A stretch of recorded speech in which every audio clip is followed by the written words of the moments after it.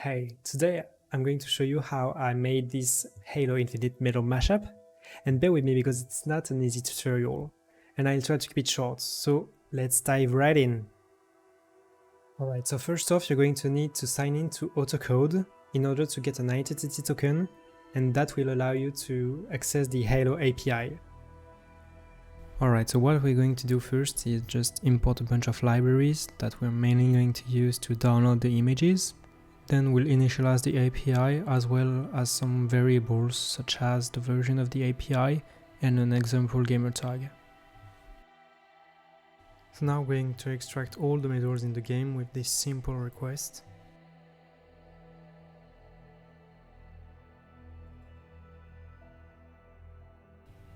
So as you can see, there are multiple fields, but we actually only care about the ID, the type of the medals, and their image URL. Then we basically want to extract only the large URL from the image URLs and set the count to 0. Now all we have to do is query the API for all the medals of some player for Season 1 and Season 2 and add these counts. And that should do a trick. We now have a function that retrieves all the medals of a given player.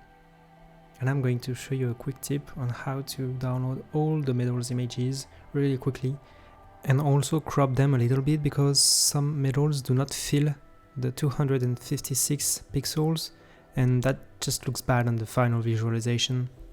So basically what we do here is iterate through all the links and save them to a folder, and then we basically do the same thing but just to crop them by 20 pixels on each side, and then rename them and delete the old ones.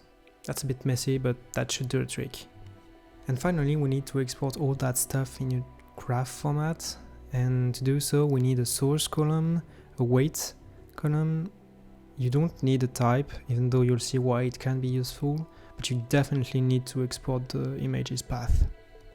Alright, so here we are in Gephi. We're going to open HaloDotCSV and import as nodes table. And that's why we had this ID set in the beginning of the file, because otherwise it messes us the import. Don't change anything else. And yeah, no issue found. Let's go.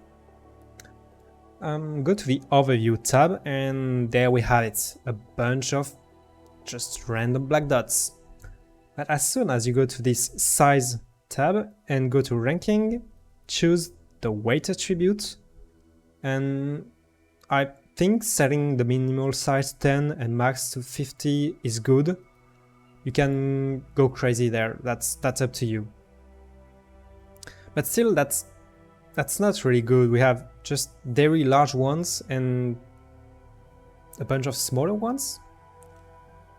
But if we go to spline and adjust the curve, like, I don't know, somewhere around 0.6, 0.7, and apply. Now that's better, but because we have still the large one, and we can see, we can notice the difference between smaller ones now. Also, I recommend going to this color tab, partition, and choose the type. That way we can see which kind of medals that we have here. But it's still just a random bunch of points. I could have done a scatter plot all the same, but once we go to layout Force Atlas 2 and use a preset like such with a scaling of 0.1, so that way all the nodes are really clustered together, and set the gravity to 10 or 15, I guess it works, and also prevent overlap, otherwise yeah, the bubbles are gonna overlap each other. And there we go. And stop right there. What I recommend doing is right clicking and settling a bunch of medals, the bigger ones, so that you can control the layout a little bit more. See, now all the other medals we're going to have to squeeze through to get a place. And let's see how it goes. All right, so yeah.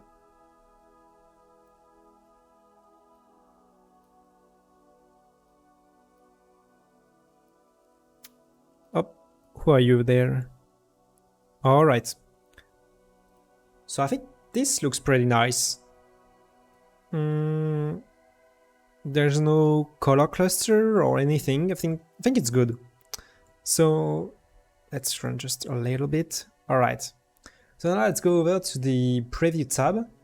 And if you don't have this tab node images right there, you have to go to Tools, Plugins, and go to Seek Image Preview in the available plugins.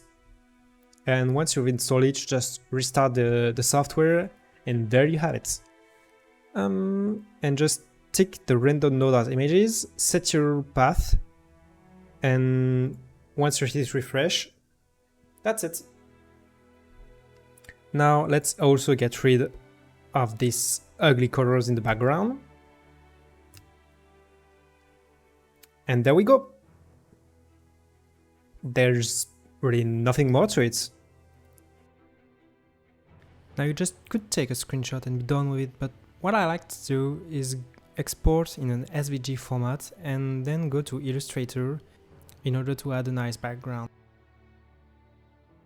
So I'm no expert in Illustrator, but I'm going to show you a few steps that you can do very quickly to make it look even better.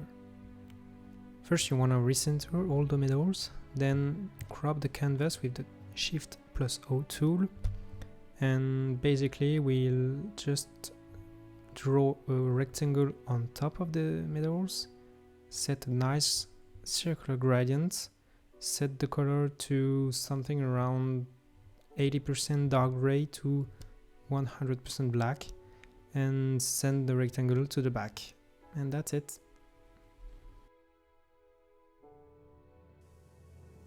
Alright, so that's it for the video. If you want to do it yourself, all the links are in the description. Feel free to like and subscribe, and should you have any questions, I'll be happy to answer them in the description.